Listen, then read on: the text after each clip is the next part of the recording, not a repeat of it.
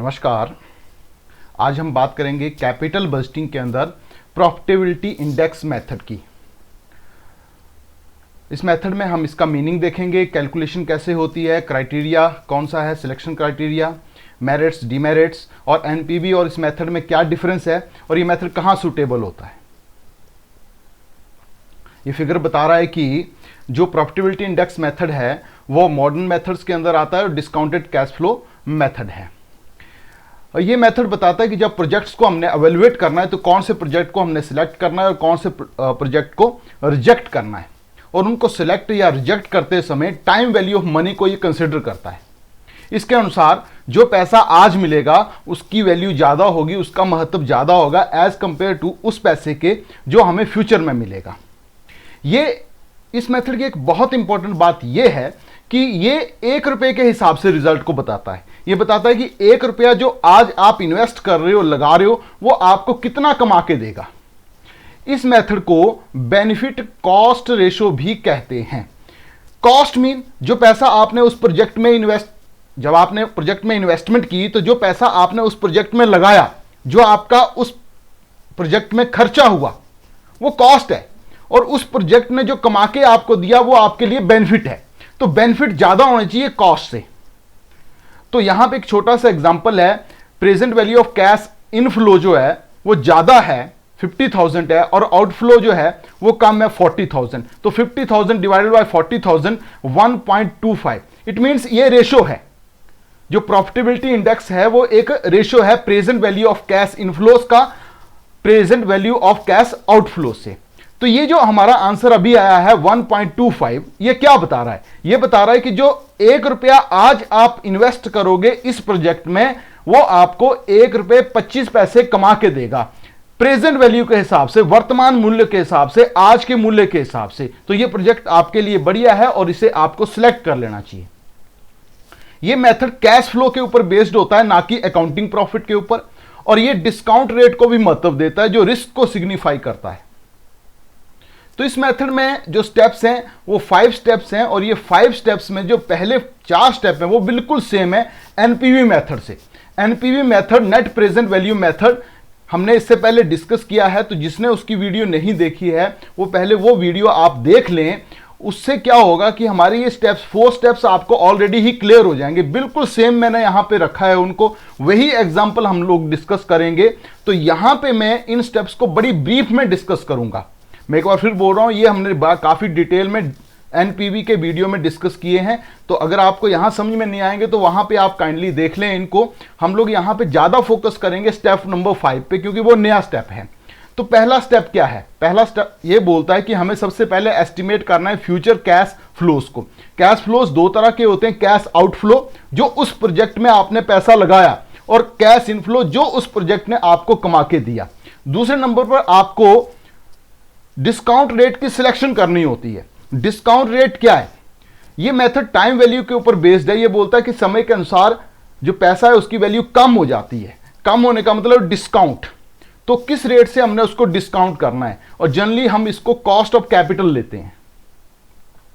Third number में हम present value factor निकालते हैं, तो उसका फॉर्मूला है 1 divided by 1 plus k whole raise to power n।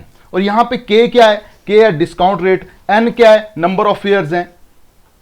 Fourth step में हम लोग कैश इनफ्लो और कैश आउटफ्लो की प्रेजेंट वैल्यू निकालते हैं। उसको निकालने के लिए हम कैश इनफ्लो और कैश आउटफ्लो की वैल्यूज को प्रेजेंट वैल्यू फैक्टर से मल्टीप्लाई कर देते हैं। लास्ट स्टेप में हम लोग प्रॉफिटेबिलिटी इंडेक्स निकालते हैं। ये नया स्टेप है। तो इसको निकालने के लिए हम लोग रेशो देखते हैं present value of cash inflow का present value of cash outflow से। और डिसीजन क्राइटेरिया क्या है? जितना ज्यादा प्रॉफिटेबिलिटी इंडेक्स होगा उतना ही बढ़िया ये प्रोजेक्ट होगा। इंडिपेंडेंट प्रोजेक्ट जो आपस में कंपीट नहीं करते हैं, तो अगर प्रॉफिटेबिलिटी इंडेक्स की वैल्यू 1 से ज्यादा है तो हमें सिलेक्ट कर लेंगे। उसकी वैल्यू अगर 1 से कम होगी तो रिजेक्ट कर देंगे, और प्रॉफिटेबिलिटी इंडेक्स की वैल्यू 1 होगी तो हम उसको सिलेक्ट भी कर सकते हैं और रिजेक्ट भी कर सकते हैं। अब 1 से ज्यादा कैसे होगी? छोटा सा लॉजिक समझिए।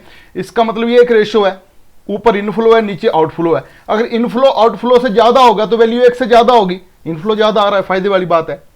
और अगर इनफ्लो और आउटफ्लो दोनों बराबर होंगे तो वैल्यू 1 के बराबर आ जाएगी। और इनफ्लो अगर आउटफ्लो से कम होगा तो नुकसान वाली बात है, तो रिजेक्ट कर दो। जब ये इनफ्लो और आउटफ्लो आपस में बराबर होते हैं, इसका मतलब हम उस रेट से कमा रहे हैं जिस रेट से हमारे को फर्म बोल रही है कि इतना आपको कमाना ही है, cost of capital, minimum rate of return जिसकी उम्मीद की जाती है उन लोगों के द्वारा जो आपको फंड्स प्रोवाइड करते हैं, equity share holders, preference share holders और डिवेंचर होल्डर्स या लोन देने वाले। तो अगर इतनी रेट कमा रहे हैं इसका मतलब आप उनकी उम्मीदों को पूरा कर रहे हैं।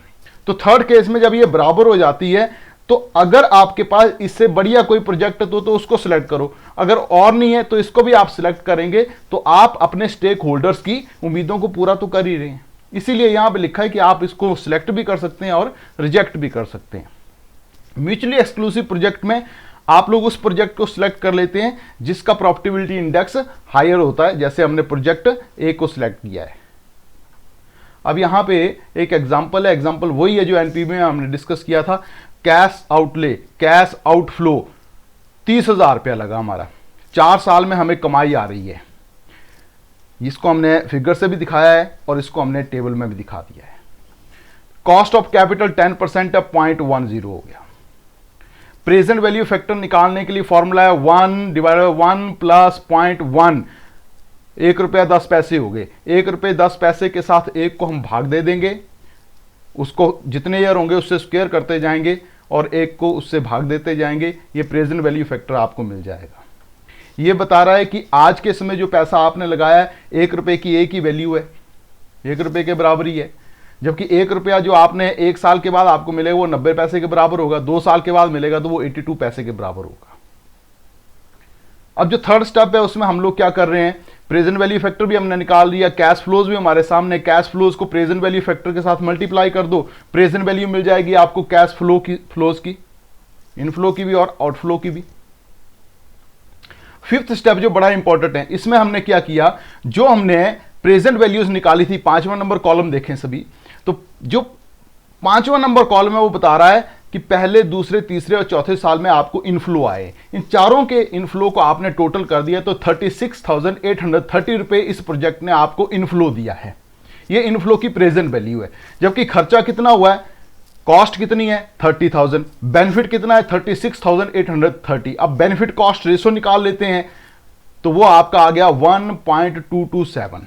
तो क्योंकि इस प्रोजेक्ट में ये इंडिपेंडेंट प्रोजेक्ट है, दूसरे प्रोजेक्ट का हमें कुछ नहीं दिया है, तो हमें क्या इसको सिलेक्ट करना है, तो क्योंकि इसकी वैल्यू 1 से ज़्यादा है तो हम इसको सिलेक्ट कर लेंगे। दूसरा दिखते भी है कि हमें पैसा ज़्यादा आ रहा है जबकि जा कम रहा है, प्रेजेंट वैल्यू के हिसाब से, वर्तमान मूल्य के हिसाब से हम बात कर रहे थे।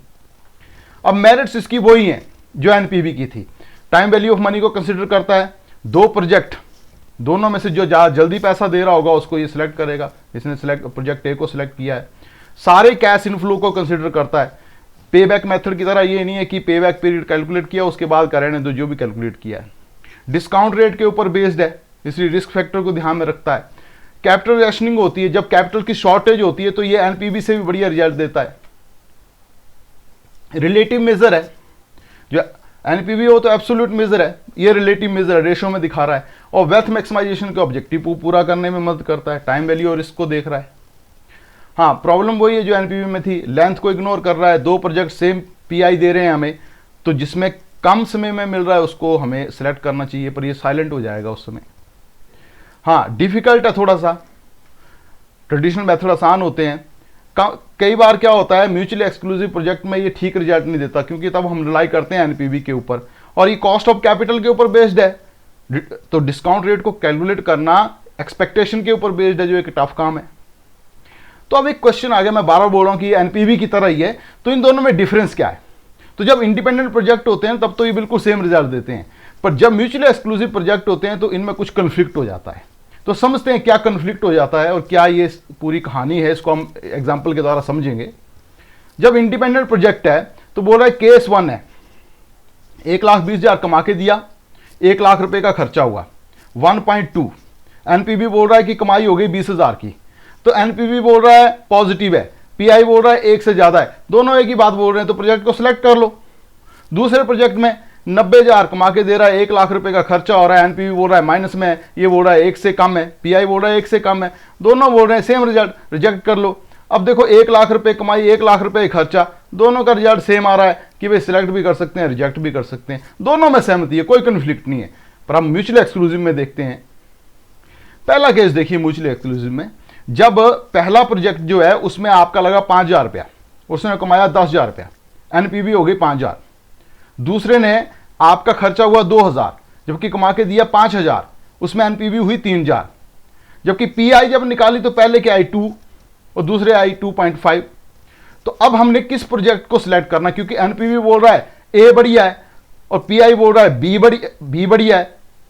तो हमने यहां पे एनपीवी की बात माननी, क्योंकि एनपीवी हमें 2,000 रुपये ज्यादा कमा के दे रहा है, इससे हमारी नेट इंक्रीज हो रही है वेल्थ ऑफ फर्म में।